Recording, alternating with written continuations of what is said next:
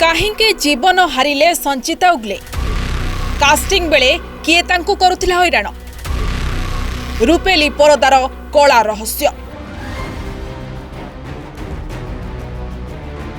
परदरे सबुबेले हसुतिबा एही युव अभिनेत्री जीवन में एते जंत्रणा लुचिथिला बोली केही कल्पना मध्य करिनथिले।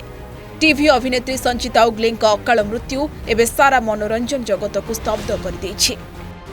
महाराष्ट्रर नालासोपरा स्थित निज घरे से आत्महत्या करिथिबा पुलिस कहिछि।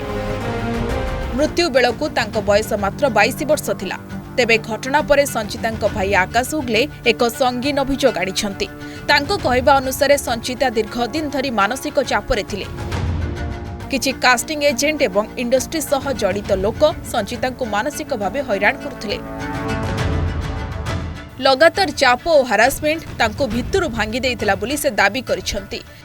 से एही घटना को सुशांत सिंह राजपूत मृत्यु सह तुलना मध्य करिसंती। अन्यपटे संचिता किछि सह अभिनेता कहिसंती जे से दीर्घ दिन धरी मानसिक अवसाद रे रहउथिले।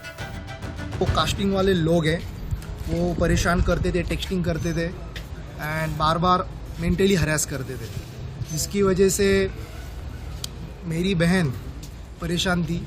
और भी बहुत से कारण हो सकते हैं इसके पीछे। तो ये जो पूरी इंडस्ट्री इनका, ये पूरा कुछ जगह अच्छी भी है, मैं पूरी इंडस्ट्री को बुरा नहीं कहूँगा, लेकिन जो गलत इंडस्ट्री के गलत लोग हैं उन्होंने कहीं ना कहीं मेरी बहन को परेशान जरूर किया है। इसी की वजह से उसने ये गलत कदम उठाया। कुमकुम भाग्य, वागले की दुनिया और अन्य लोकप्रिय धारावाहिक अभिनय करी संचिता निज पई एक स्वतंत्र परिचय सृष्टि करथिले। छोट परदारु बड़ परदा को मध्य पाद थापिथिले। हेले गत 14 तारिख दिन नालासोपरा स्थित निज घरे जीवन हारी देइथिले संचिता। तेबे एही घटना पुणी थरे गोटे बड़ प्रश्न छाड़ी देछि। ग्लामर दुनिया बाहरु जेते चकचकिया दिसे, भितरे सेते अंधकार लुचि रहिछि कहले भूल हेब नाही। Bureau report, OTV.